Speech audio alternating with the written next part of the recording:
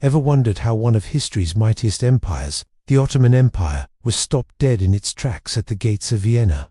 The year is 1683, and Europe holds its breath. The Ottoman army, a seemingly unstoppable force that had been expanding for centuries, stands poised to capture Vienna, the heart of the Holy Roman Empire.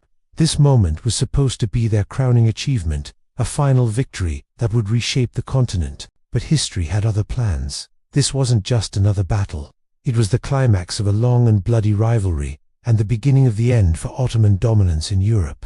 For months, the massive Ottoman army, led by the ambitious Grand Vizier Kara Mustafa Pasha, had laid siege to Vienna. They were masters of siege warfare, their sappers digging intricate networks of trenches and tunnels, slowly but surely choking the life out of the city. But Kara Mustafa had a fatal flaw: his greed. He didn't just want to conquer Vienna, he wanted to capture it intact, with all its riches and treasures.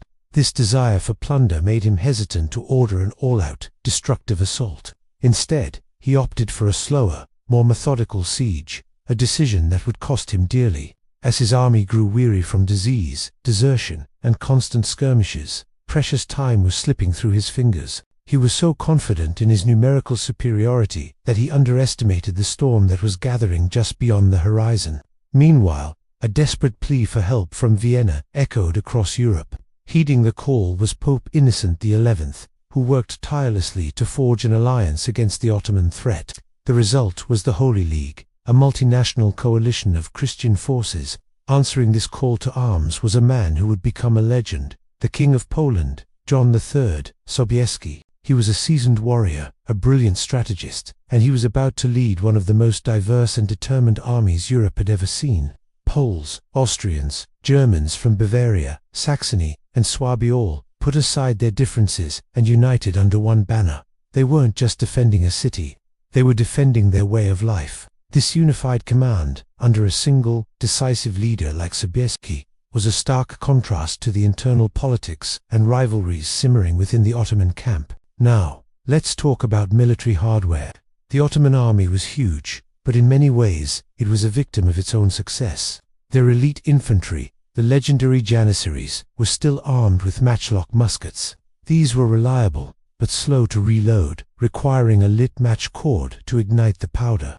In the heat of battle, this was a significant disadvantage. Their tactics, while effective in previous centuries, had become rigid and predictable. They were a formidable force, but one that was struggling to keep pace with the rapid military innovations happening in Europe. They were a giant, powerful but slow, facing a faster, more agile opponent. On the other side, the Holy League army was a showcase of modern military technology. Their infantrymen were equipped with flintlock muskets. No more fumbling with lit matches. A simple flint striking steel created the spark. This meant a much faster rate of fire. They could unleash devastating volleys, reloading and firing in a continuous, disciplined cycle that could mow down an advancing enemy. Their artillery was also more mobile and could be quickly repositioned on the battlefield to provide crucial fire support wherever it was needed most. This combination of faster-firing infantry and flexible artillery gave the Holy League a tactical edge that numbers alone couldn't overcome. But their true ace in the hole, the weapon that would become the stuff of legend, was something else entirely. Enter the Polish winged hussars. If you've ever seen an image of them, you'll never forget it.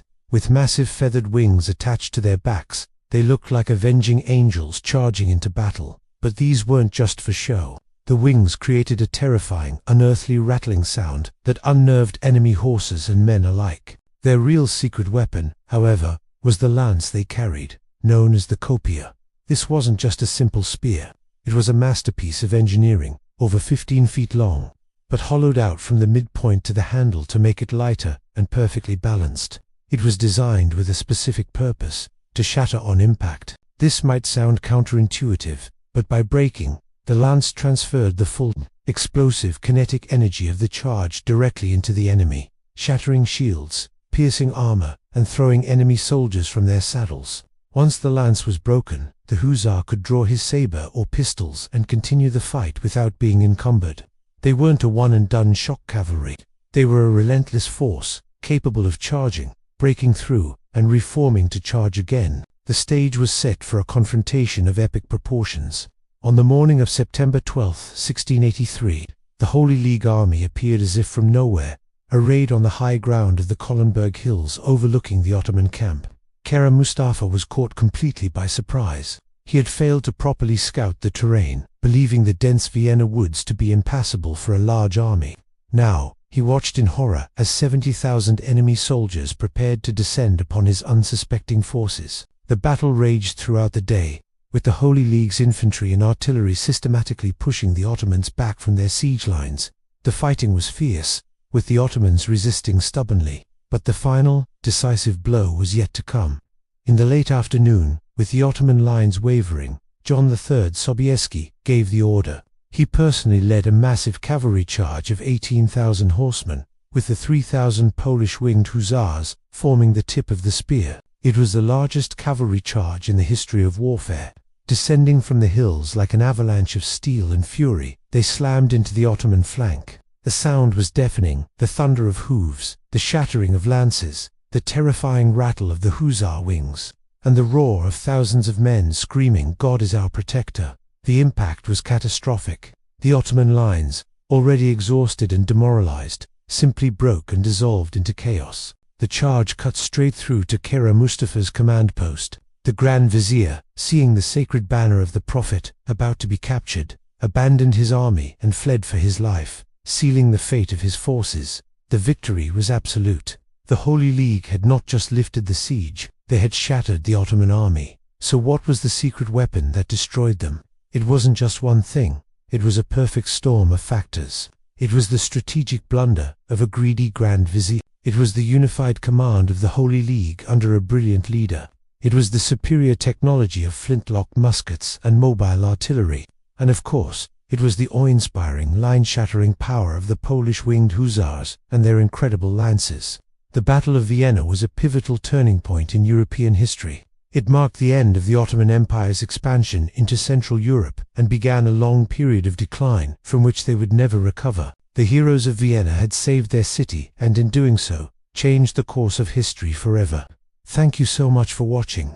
If you found this piece of history as fascinating as I do, make sure to hit that like button and subscribe for more epic stories from the past. Let me know in the comments what other historical battles you'd like to see covered. Until next time, stay curious.